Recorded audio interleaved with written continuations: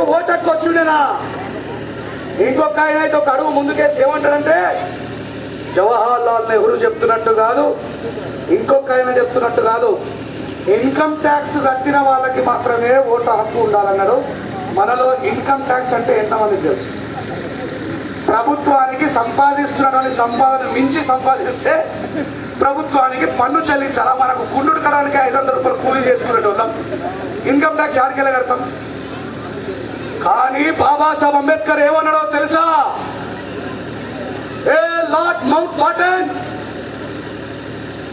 ఒకవేళ ఈ ముగ్గురు దుర్మార్గులు చెప్పినట్టు ఏమంటాడు బాబాసాహెబ్ అంబేద్కర్?